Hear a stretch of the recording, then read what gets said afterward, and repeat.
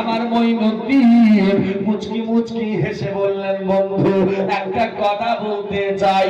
উনি বললেন, কেমন কথা? বললে, যে আগুনে আপনি পূজা করেন, আপনার বাবা পূজা করে, আপনার দাদু পূজা করতেন, ওই আগুনে একটু তোমার হাতটা ঢুকিয়ে দাও। যেমনি কথা বলেছে, আগুন পূজার বলেছে দরবেশ, আপনার কি মাথা খারাপ হয়ে গেছে? আপনি কি পাগল হয়ে গেছেন? আপনার কি জ্ঞান শক্তি নেই? আপনি কি জানেন না আগুনের ধর্ম হচ্ছে জ্বালিয়ে পুড়িয়ে ছাই করে দেওয়া? এই খাজা মঈনুদ্দিন, আপনার কি মাথা ভালো নাই নাকি? আপনি জানেন না আগুনের ভিতরে হাত লাগান বা খড়ি লাগান, যাই লাগাক না কেন, আগুনের কাজ হচ্ছে জ্বালিয়ে দেওয়া, পুড়িয়ে দেওয়া, ছাই করে দেওয়া। মুসলমান ভাই, বন্ধু বাবাজি, আমার মঈনুদ্দিন বলছে, এতদিন ধরে যার পূজা করেছো সে কি তোমাকে ছাড়বে না? উনি বললেন, না না না, ছাড়বে না। আগুনে হাত দিলে আমার হাতটা আর থাকবে না। ওরে দুনিয়ার মানুষ,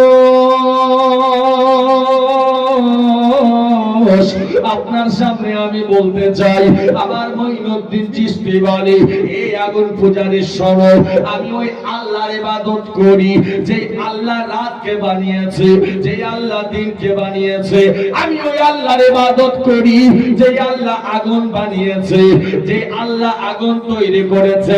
আমি আল্লাহর কসম করে বলি, আমি মঈনুদ্দিন যদি আগুনে হাত কেন আমার দেহটাকে ঢুকিয়ে দিই, আগুনের শক্তি নাই।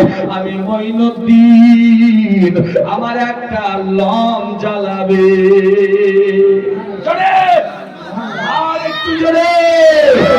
ও আমার খাজা, ও আমার খাজা গরিব নওয়াজ আজমের ওয়ালা, আমার খাজা গরিব নওয়াজ আজমের ওয়ালা।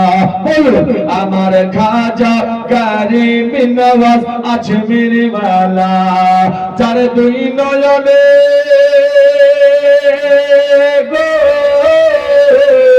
যার দুই নয়নে মনে প্রাণে মদিনাওয়ালা, যার দুই নয়নে মনে প্রাণে মদিনাওয়ালা।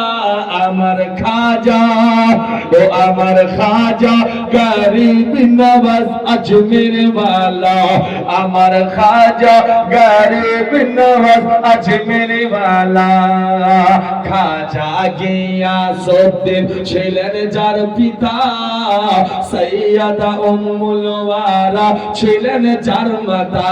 বলো, খাজা গিয়াসউদ্দিন ছিলেন যার পিতা, সৈয়দা উম্মুল ওয়ারা ছিলেন যার মাতা।